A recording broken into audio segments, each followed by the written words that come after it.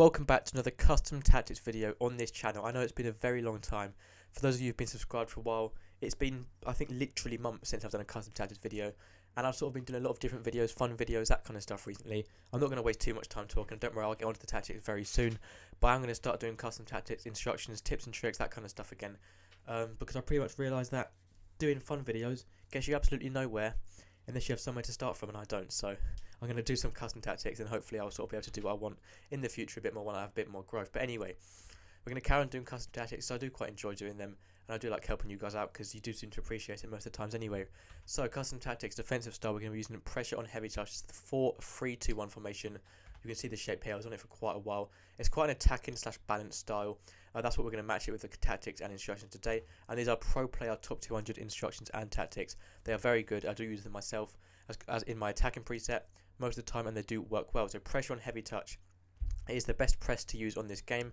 And when you're playing a more attacking formation, I prefer to use presses and balance. So we're going to be using pressure on heavy touch with 55 width and the depth on 60. So it's not too wide either, because it's quite a narrow formation by default. It's sort of a mixture between narrow and wide, sort of quite in between. So we're going to be using 55 width and 60 depth, so it's quite a high line, but not too high, that way too far forward.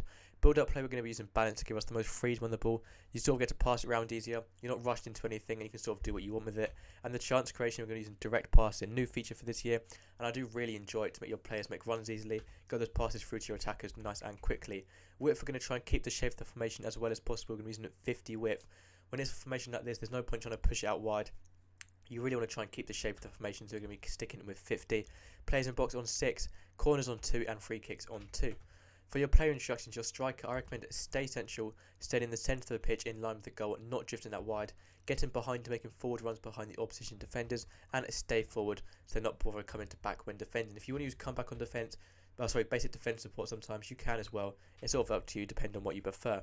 Left forward and right forward, we're doing the exact same, stay central, getting behind, but I am going to leave basic defence support on because I do prefer it on these left forward and right forward.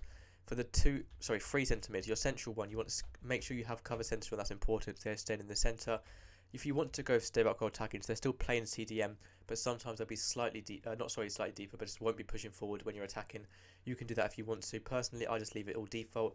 But if your centre player is more defensive, then I recommend using stay back goal attacking. Don't go with drop between defenders, but stay back goal attacking does work well. Personally, I like balanced attack, balanced crossing runs, and then just cover centre. And for the 2 ones on the outside, I just leave these both completely default. If you want to put stay on the edge of box or crossing to stop them going into the box, you can do, but personally I just leave it default because it can be quite useful overloading the box sometimes as well.